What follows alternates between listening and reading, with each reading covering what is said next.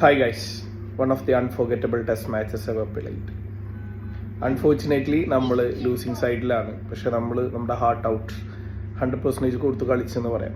നമ്മളുടെ top order collapse ആയിരുന്നു final ഇന്നിങ്സിൽ. എന്നാലും what an evenly balanced test cricket, the beauty of cricket and played in the home of cricket, Lord's. ഒരു രക്ഷയില്ല. First ഇന്നിങ്സിൽ രണ്ട് ടീമും സെയിം സ്കോറ്. അതേപോലെ തന്നെ ഇംഗ്ലണ്ടിൻ്റെ സെക്കൻഡ് ഇന്നിങ്സിൽ നമ്മളവരെ ബോൾഡ് ഔട്ട് ചെയ്യുന്നു. പക്ഷേ നമുക്ക് നമ്മുടെ ടോപ്പ് ഓർഡർ കോൺട്രിബ്യൂഷൻ തീരെ ഇല്ലാതായി പോകുന്നു.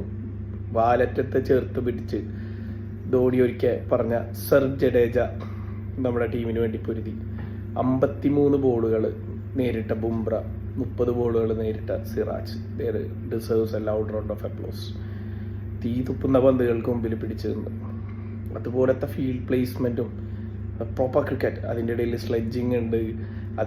ആ സ്ലെഡ്ജിങ്ങിന് മറുപടി 6 4 പറയുന്നത് നമ്മൾ കണ്ടിട്ടുണ്ട്. അതിൻ്റെ മറുപടി ആയിട്ട് ഓരോ ബോളും ഡോട്ടായിക്കൊണ്ട് അവരെ പേഷ്യൻസ് ടെസ്റ്റ് ചെയ്ത ഇന്ത്യൻ വാലറ്റം ഒന്നും പറയാല്ല. Hats off the team, great effort. ഈ ഒരു ചെറിയ മാർജിൻ്റെ ആണെങ്കിലും വളരെ അൺഫോർച്ചുനേറ്റ് എൻഡ് ആയിപ്പോയി സിറാജിൻ്റെ ലാസ്റ്റ് വിക്കറ്റ് വരെ.